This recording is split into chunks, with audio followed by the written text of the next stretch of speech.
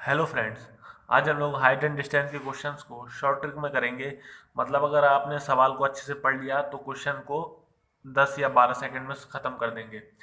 तो सबसे पहले जिन्होंने अभी तक हमारे चैनल को सब्सक्राइब नहीं किया है तो प्लीज़ चैनल को सब्सक्राइब कर दीजिए, जिससे आने वाली वीडियो की नोटिफिकेशन मिल जाए, और बगल में जो बेल आइकन का बटन बना हुआ है उसे भी दबा दीजिए। अब यहाँ पर स्टार्ट करते हैं कि पेपर में किस टाइप के क्वेश्चन आते हैं। एक उन्नयन कोड पर, एक अवनमन कोड पर। अगर आप दोनों को समझ गए तो यहाँ पर सिर्फ हमें उन्नयन कोड से ही क्वेश्चन को सॉल्व करना है, अवनमन कोड से नहीं। बस आप इसको समझ लीजिए दोनों है क्या। उन्नयन कोड है एलिवेशन। इंग्लिश मीन्स होता है एलिवेशन और अवनमन कोड मीन्स होता है डिप्रेशन। अब एलिवेशन क्या है? जब आप कभी भी जो शॉपिंग मॉल्स होते हैं या मेट्रो स्टेशन है, जैसे दिल्ली वगैरह में या लखनऊ में, जो सीढ़ी बनी होती है चढ़ने के लिए, जो चढ़ने के लिए सीढ़ी बनी होती है उसे हम लोग एलिवेटर कहते हैं। चढ़ने वाली सीढ़ी को एलिवेटर कहते हैं। और तो उसका मतलब ही यही है कि जब भी आप ऊपर की तरफ देखें, अगर आप सीढ़ी चढ़ते हैं तो ऊपर की तरफ देख के चढ़ते हैं, तो जब भी आप ऊपर की तरफ देखें तो वो उन्नयन कोण का एंगल बनता है। किसका? उन्नयन कोण का। देखिए कि यहाँ इमारत बनी हुई है और एक ही सड़क है, नीचे एक लड़का खड़ा है, एक ऊपर लड़का खड़ा है। तो जब ये नीचे से ऊपर देखेगा तो कौन सा एंगल बनेगा? ये हमें हमारा उन्नयन एंगल बनेगा, उन्नयन कोण का, मीन्स एलिवेशन एंगल। मान लीजिए आप कोई पतंग उड़ा रहे हैं तो पतंग हमेशा इस डायरेक्शन में उड़ती है, ना कि कभी सीधी तो उड़ती नहीं है। तो पतंग हमेशा इस डायरेक्शन में उड़ती है, तो वो किस एंगल पे रहती है? उन्नयन कोण में रहती है। जैसे मान लीजिए पतंग वाला क्वेश्चन आ गया एक पेपर में, तो हमेशा आप समझ जाएंगे पतंग उन्नयन कोण में ही रहेगी। फिर यहाँ पर अब देखते हैं अवनमन कोण, डिप्रेशन क्या है। मान लीजिए आप सामने देख रहे हैं, ये इधर सामने इस डायरेक्शन में देख रहे हैं, फिर कोई लड़का आया और आपने उसे झुककर प्रणाम किया। नमन मीन्स ही झुकना होता है। क्या होता है? झुकना। तो इससे समझ आ जाएगा कि अवनमन मीन्स क्या है? झुककर। कोई भी चीज यहाँ पर, अब इसने झुककर प्रणाम किया इस ऊपर वाले लड़के ने इसको, तो जो एंगल बनेगा, अभी सामने देख रहा था ना, अब नीचे देखा तो ये एंगल यहाँ से बनेगा। कहाँ से बनेगा? यहाँ से। तो ये हमारा अवनमन कोण होता है, और नीचे से जो होता है वो उन्नयन कोण। ऊपर से अवनमन, नीचे से उन्नयन। अब यहाँ करना क्या है? पेपर में जो क्वेश्चंस आएंगे अवनमन पर भी आएंगे, उन्नयन पर भी आएंगे, लेकिन हमें उन्नयन से करना है। तो सबसे पहले इस कॉन्सेप्ट को समझ लीजिए। ये क्या है? दो पैरेलल लाइंस है। और आप ज्योमेट्री का जब हम लोग पार्ट करेंगे तो आपको बहुत अच्छे से समझ आ जाएगा। ये क्या है? दो पैरेलल लाइंस है। अगर इसको कोई ट्रांसवर्सल लाइन कट करके जाती है, अगर सीधी कट करोगे मीन्स सीधी, तो वो परपेंडिकुलर लाइन होगी। लेकिन जब भी इस ऐसे टेढ़े डायरेक्शन में करोगे तो ट्रांसवर्सल लाइन होती है। चाहे इस एंगल इसमें कट कर लो, ऐसे भी कट कर लो, चाहे ऐसे कट कर लो, तो ये ट्रांसवर्सल लाइन होती है।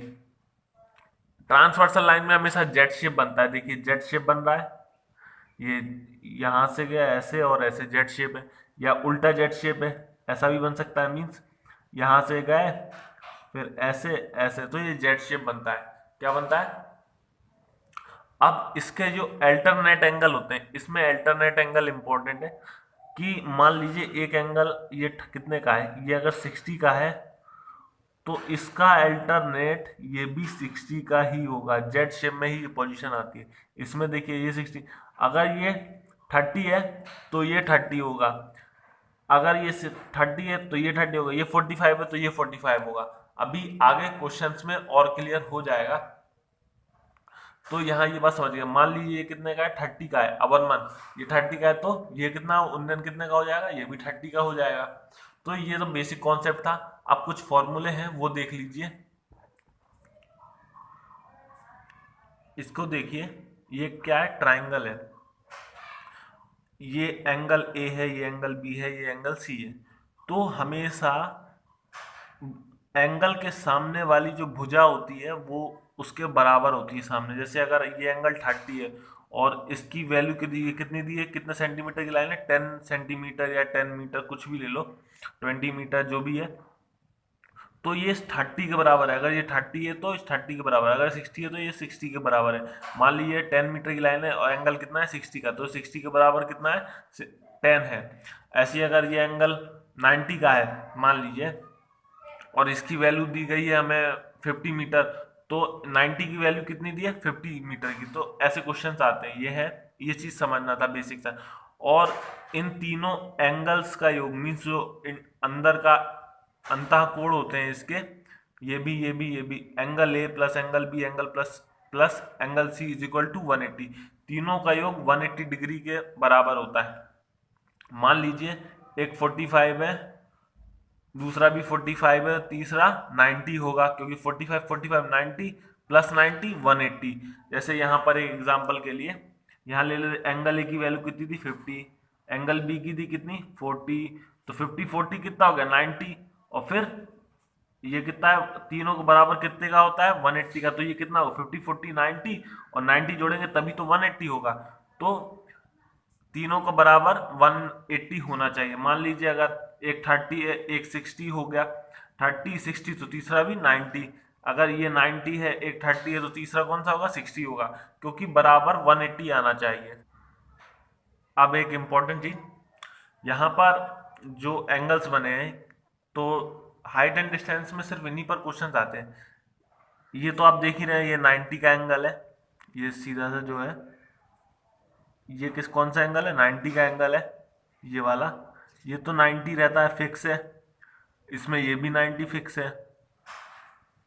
तो अगर एक एंगल जो क्वेश्चंस आते हैं, अगर एक एंगल कितने का है, ये मान लीजिए 30 का है, तो 90 30 कितना होगा 120, टोटल कितना होता है 180 का, तो ये कितने का बचेगा, ये 60 का बचेगा। अपने आप समझ जाना चाहिए इस चीज में है। अगर ये 90 और एक एंगल दे दिया 45, तो ये भी कितना होगा 45 होगा, क्योंकि 45 45 90 और 90 180। तो ये चीजें इसी पे क्वेश्चंस आते हैं। अब यहाँ इनकी ये क्वेश्चंस में जो वैल्यू दी गई है, इसको और याद कर लीजिए, तो आप सॉल्व कर लेंगे क्वेश्चन को।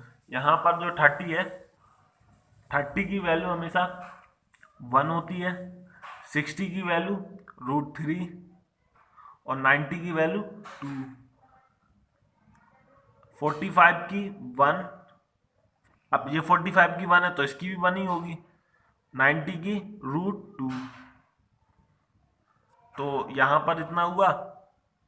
अब यहां इस चीज को समझना, मान लीजिए 30 की वैल्यू कितनी है, 30 की वैल्यू यहाँ पर 10 दी गई है, कितनी, यहाँ पर उन्होंने बोला ये चीज है, देखो इसको कहते हैं हाइट बेस और हाइपोटेन्यूज, मींस लंब आधार और कर्ण। अगर हमें लंब दिया हुआ है 30 की वैल्यू दी गई है, मींस लंब दिया हुआ है कि जो इसकी हाइट है वो 10 सेंटीमीटर है, कितनी 10 सेंटीमीटर, तो आपको 30 की वैल्यू पता है कितनी है 10, तो 60 की वैल्यू कैसे निकलेगी, बड़ा करना पड़ेगा, मींस बड़ा हो रहा है तो मल्टीप्लाई करना पड़ेगा। मल्टीप्लाई किसका करना है √3 का, तो 10 में √3 का मल्टीप्लाई करेंगे तो 10 √3। फिर आपको और बड़ा करना मीन्स 90 की वैल्यू निकालनी है, तो आपको बड़ा मल्टीप्लाई करना पड़ेगा, तो 10 में 2 का मल्टीप्लाई कीजिए, 10 2 20। ये यहाँ तक की बात। अगर यही चीज है देखिए 45 की वैल्यू इन्होंने मान लीजिए, इस 45 की वैल्यू 10 दी हुई है, कितनी 10, तो इसकी वैल्यू 10, तो इस 45 की भी कितनी होगी 10, और बड़ा करने अब 90 की वैल्यू निकालना है तो क्या होगा 10 में √2 का मल्टीप्लाई 10 √2, तो ये तो हमारा इतना हुआ। अब अगर आपसे क्वेश्चन में दे दिया जाए कि 60 की वैल्यू 10, कितनी 60 की वैल्यू 10, तो ये तो हमें पहले 30 की वैल्यू निकालनी पड़ेगी, लेकिन 30 की तो हमें पता नहीं किसकी दी है 60 की दी हुई है। तो आप क्या करेंगे, जब इसकी 10 दी हुई है तो आप इसमें √3 का डिवाइड दे देंगे, पहले 30 की वैल्यू निकालेंगे √3 का। अगर बड़ा बड़ा जब कोई भी बड़ा डिजिट चाहिए पड़ता है तो हम मल्टीप्लाई करते हैं, मीन्स जितना बड़ा करना होगा उसमें मल्टीप्लाई करेंगे, और अगर छोटा करना होगा तो डिवाइड करेंगे। बड़ा करने के लिए √3 से मल्टीप्लाई करते हैं, छोटा करने के लिए √3 से डिवाइड कर देंगे, तो 10/√3। अब 10/√3 आ गया तो 2, अब जैसे अगर 90 की चाहिए तो इसमें मल्टीप्लाई कर दिए, 10 2 20/√3, ऐसा हो जाता है। ऐसे ही क्वेश्चन है इसमें भी देख लीजिए, जैसे यहां पर हमें 45 की वैल्यू कितनी दी है, नहीं 90 की वैल्यू दे दी 10√2 दे दी हमें, कितनी दी 10√2, तो 45 की निकालने के लिए क्या करेंगे 10√2 में इसका डिवाइड दे देंगे, तो यहाँ पर देखो √2 का डिवाइड दिया तो √2 से 2 कट गया तो कितना आ गया, 10 आ गया। अगर हमें 60 की दे दी, 10√3 दे दी, और अब इन्होंने कहा कि 30 की निकालो या 90 की निकालो, तो पहले आप 30 की निकालोगे, ये सब नहीं लिखा, मान लीजिए उन्होंने 60 की दे दी, कितनी, √10 और उन्होंने कहा 30 की निकालो, तो क्या करोगे, 10√3 में √3 का डिवाइड दे दो, तो √3 से √3 कैंसिल, कितना आ गया, 10। तो ये ऐसे सॉल्यूशन हो गया। आप कुछ क्वेश्चन देखते हैं। हमारा फर्स्ट क्वेश्चन है, एक सैटेलाइट टावर के शिखर को 500 मीटर लंबे धागे से 45 डिग्री अवनमन कोण पर बांधा गया है, टावर की ऊंचाई ज्ञात कीजिए। तो यहाँ देखिए कौन सा कोण आया, अवनमन कोण। मीन्स अवनमन कोण कहाँ से होता है, ऊपर से नीचे देखा जाता है। तो ये बात तो आपको समझ आ गई होगी। एक सैटेलाइट टावर, क्या ये सैटेलाइट टावर है, किस शिखर को, शिखर मीन्स टॉप, ये शिखर है, शिखर का टॉप, शिखर को 500 मीटर लंबे धागे से, मीन्स 500 मीटर लंबा धागा, ये धागा है, धागे से 45 डिग्री अवनमन कोण, 45 डिग्री का अवनमन कोण है ऊपर से नीचे की तरफ, अवनमन कोण पर बांधा गया है, टावर की ऊंचाई ज्ञात कीजिए। उन्होंने इस वाले को कहा है कि ये ऊंचाई है, इसको ज्ञात करना है। तो हमें ये भी नहीं मालूम, ये भी नहीं मालूम, और इसका जो कर्ण है, मीन्स जो लंबाई धागे की, वो पता है, तो ये तो कर्ण में आता है। अब आप देखिए, ये हमें पता है कितना है, 90 डिग्री होगा, कितना है, 90 डिग्री। ये कितना दिया हुआ है, 45। तो आप उन्नयन से करेंगे, अवनमन से तो करना ही नहीं है, तो ये 45 है, तो ये भी कितना होगा, 45 होगा। ये 45 हो गया, तो ये भी 45 हो गया। मीन्स 45 45 और ये 45 45 90 और 90 180, तीनों एंगल्स, तीनों का एंगल का कोण, मीन्स तीनों एंगल्स का योग कितना होना चाहिए, 180 का। ये 45, ये 45 और 90। तो आपको पता है फॉर्मूले में कि 45 45 और 90 की वैल्यू, 45 में 1, 45 में 1, 90 में √2। तो देखिए 90 की इन्होंने कितनी दी है, 500 मीटर पहले ही दी है, 90 की ने कितनी दी है, 500 मीटर।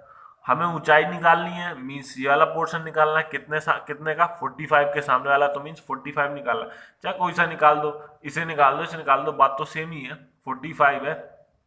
अब 45 का कैसे निकलेगा, ये बड़ा दिया था, मल्टीप्लाई में होता है, लेकिन जब हमें अगर छोटा निकालना है तो क्या करेंगे, भाग देंगे। तो 500 दिया हुआ है, तो क्या करेंगे, 500 में √2 का डिवाइड देंगे। 500 ये किसकी वैल्यू दी है, 90 की दी है, तो 45 निकालने के लिए √2 से डिवाइड दे देंगे, तो हमारा आंसर कितना आ गया, 500/√2। ये हमारा आंसर हो गया। नेक्स्ट क्वेश्चन देखते हैं।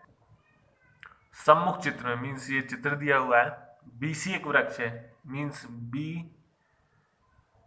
यहां ले लेते हैं ABC, BC एक वृक्ष है, किसी समय उसकी परछाई, किसी समय उसकी परछाई, ये परछाई, ये पेड़ की परछाई, ये दिख रही है आपको, कितनी थी परछाई, AB 8√3 मीटर थी, यदि उस समय वृक्ष की चोटी का उन्नयन कोण, जो वृक्ष की चोटी है, वृक्ष की चोटी का उन्नयन कोण 30 डिग्री रहा हो, मीन्स चोटी का उन्नयन कोण कहाँ, 30 डिग्री रहा हो।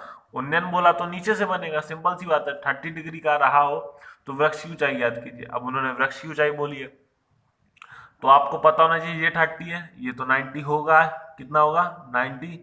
तो ये 30, ये 90, तो ये 60, क्योंकि इन्हीं एंगल्स पे ही बात होती है। तो यहाँ 30 मिला, 60 मिला और 90। यहाँ देखिए 8√3 किसकी दी है, 60 की दी हुई है, 8√3 हमें 60 की दी हुई है। तो वृक्ष की ऊंचाई पूछी है, वृक्ष की ऊंचाई इन्होंने हमसे 30 के सामने वाला पूछा है, तो इसका पूछा है, तो आप क्या करेंगे, 60 का दिया हुआ है, 60 का दिया और 30 का निकालने के लिए क्या करेंगे, √3 से डिवाइड कर देंगे। 8√3 डिवाइडेड बाय √3, √3 से √3 कैंसिल, तो आपको कितनी मिल गई, 8 मीटर हमारी वृक्ष की ऊंचाई मिली है। जो पेड़ है ये कितना है, 8 मीटर का है। नेक्स्ट क्वेश्चन देखते हैं।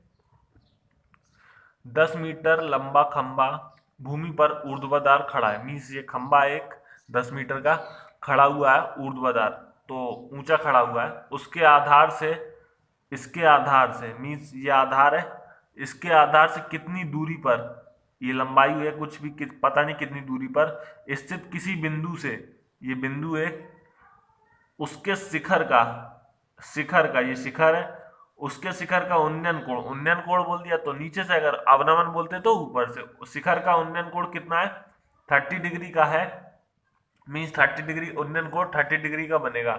तो यहाँ पर इन्हें कितनी दूरी पर स्थित पूछे, कितनी दूरी पर स्थित, तो यहाँ इसकी लंबाई पूछी हुई है। अब इसकी लंबाई कैसे निकालेंगे, तो ये 30 है, ये कितना है 90, ये कितना होगा फिर 60, तो क्या क्या आ गया 30 60 और 90। 30 की वैल्यू कितनी दी है 10, तो 60 की वैल्यू कितनी होगी आपको पता होना चाहिए। हमें क्या यहाँ पर किसका मल्टीप्लाई करना पड़ता है, √3 का मल्टीप्लाई करना पड़ता है। यहाँ 1, यहाँ √3 और यहाँ 2। तो हमें हमसे किसकी पूछी है, ये वाली पूछी है इन्होंने, 60 की पूछी है, तो 60 के लिए क्या करेंगे √3 का मल्टीप्लाई, तो 10 √3 हो गया, ये हमारा आंसर हो गया। नेक्स्ट क्वेश्चन देखते हैं। अब देखिए इसको, 30 की वैल्यू, 60 की वैल्यू और 90 की वैल्यू। यहाँ देखिए 60 की कितनी दी है 8√3 दी हुई है, 8√3 निकालनी किसकी है, तार की लंबाई ज्ञात कीजिए, मीन्स 90 की निकालनी है।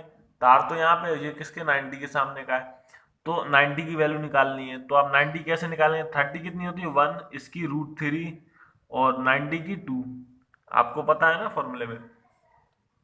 पहले 30 की निकालिए, तो 30 की निकालने के लिए क्या करेंगे, √3 से डिवाइड दे देंगे, 8√3 बाय √3 से डिवाइड, तो √3 से √3 कैंसिल, तो 30 की वैल्यू कितनी आ गई 8। अब 8 में 2 का गुणा कर दीजिए, 8 में 2 का गुणा करेंगे तो 16 मीटर हमें कितनी आ गई, ये हमारी तार की लंबाई आ गई, तो 16 मीटर हमारा तार हो गया। 8 मीटर तो 30 वाले किसकी आई थी, जमीन की आ गई, 8 मीटर किसकी है, जमीन की, लेकिन उसने हमसे तार की पूछी, तो 8 में 2 का गुणा कर दीजिए, तो ये हमें 16 मीटर आ गई। नेक्स्ट क्वेश्चन, एक इमारत की छाया ठीक उसकी ऊंचाई के बराबर है, सूर्य का अवनमन कोण कितना होगा। तो देखिए ये इमारत है, इमारत की छाया, छाया ये है, छाया दी हुई है, पर छाया परछाई को कहते हैं, ठीक उसकी ऊंचाई के बराबर, मान लीजिए इसकी जितनी ऊंचाई है उसकी छाया भी उतनी बराबर की इसकी बराबर, तो सूर्य का अवनमन कोण कितना है, यहाँ पे अवनमन कोण पूछा है, कौन सा पूछा है, अवनमन पूछा है, मीन्स ये वाला एंगल। तो पहले आपको उन्नयन पता होना चाहिए। अब यहाँ देखिए इमारत की छाया, मीन्स इमारत भी बराबर और छाया भी बराबर, जब दोनों बराबर है तो किस में बराबर होगी, 45 के एंगल में बराबर होगी, ये तो 90 है, तो ये 45 होगी और ये 45 होगी, तभी तो ये बराबर होगी। और जब ये 45 है तो अवनमन भी कितना होगा, ये भी 45 होगा, तो आंसर कितना आया 45 डिग्री, अवनमन कोण होगा हमारा 45 डिग्री का, ये हमारा आंसर हो गया।